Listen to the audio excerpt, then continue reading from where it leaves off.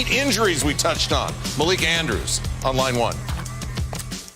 Game 1 of the NBA Finals was an injury-ridden night for the Miami Heat, but let's start with Goran Dragic. He was driving against Rajon Rondo in the second quarter when he landed a little bit awkwardly on his left foot, and later Adrian Wojnarowski reported that he suffered a torn plantar in that foot, but that wasn't the last injury of the night.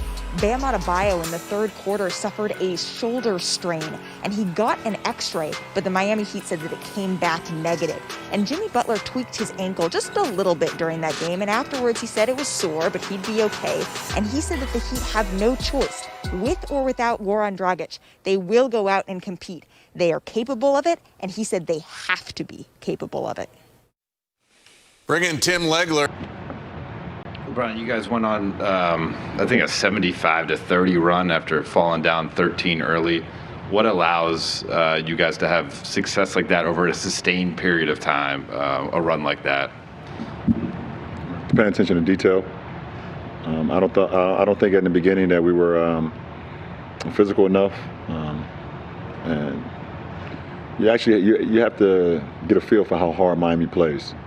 And I think, they smacked us in the mouth, and we got a sense of that. And so we knew how hard we had to play if we wanted to try to make it a game. And, from that moment when it was 23-10, we started to play to our capabilities. We started flying around, we started getting defensive stops, and we started sharing the ball a lot better offensively and just got into a really good groove.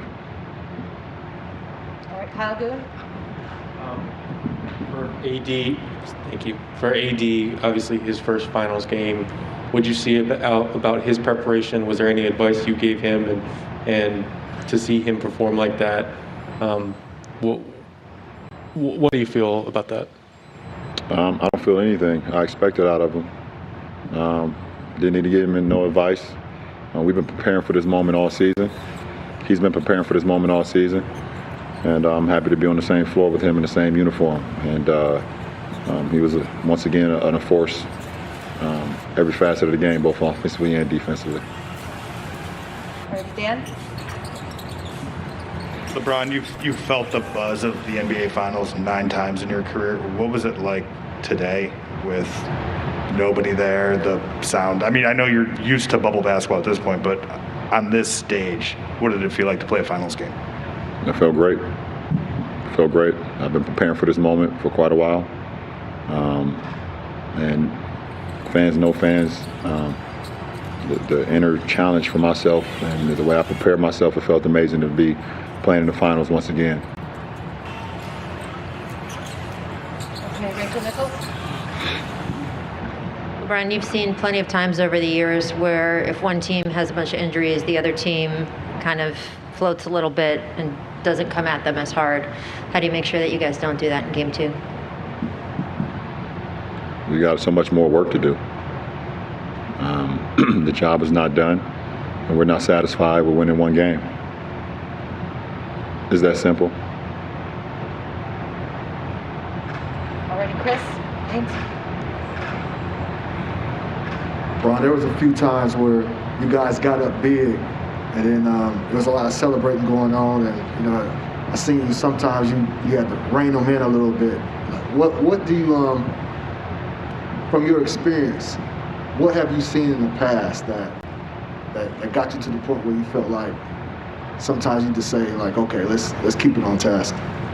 The best teacher in life is experience, and I've experienced moments in my career, finals games, where you had all the momentum in the world and you felt like you had the game under control, and one play here or one play there could change the course of a series or change the course of a game.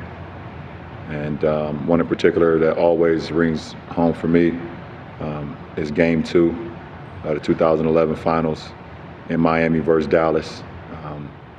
D-Wade hits a 3 right by that bench. I believe put us up either 13 or 17. And from that moment on, Dallas went on a hell of a run and finished it off with a Dirk Nowitzki left-hand layup to steal that game. That shit burns me to this day.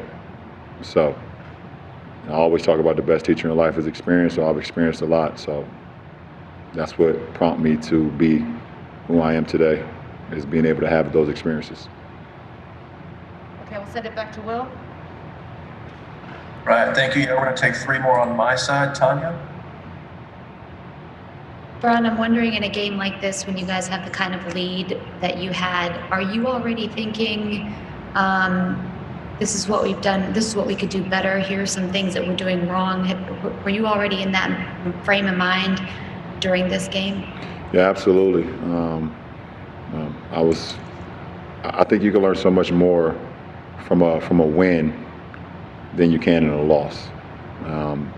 And I can't wait to get, for tomorrow for us to get back together and watch the film and see ways we can be better and see some of the breakdowns that we had, especially in that fourth quarter, especially in that first 6 minutes of the first quarter, where we could be so much better defensively and also so much better offensively. So I can't wait. I'm extremely amped up about watching the film with our ball club tomorrow. I'm gonna watch some tonight, obviously, by myself, but looking forward to getting together as a group tomorrow. Hey, LeBron, Mike Trudell back in LA. Teams have spent your whole career trying to keep you out of the paint. Say the same thing this season about AD. What are some of the ways that you guys are still always seemingly able to get there, still able to get to the rim and still able to finish? Because we have great spacing and great shooters.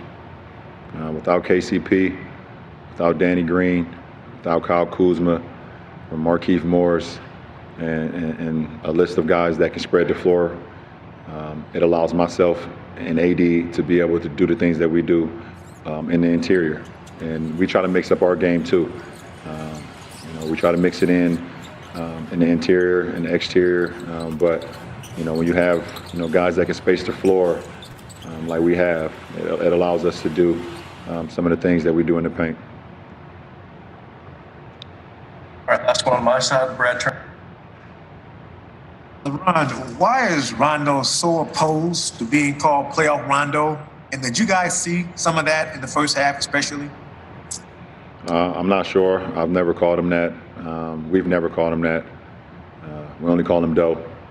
So that would be a Doe question. But just having him in this moment, having him on our side, and I think he mentioned yesterday or whenever media day was for the finals that you never know.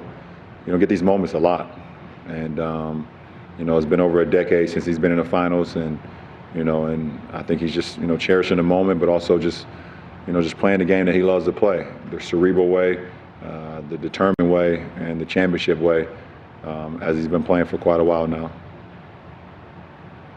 Do we have any more here?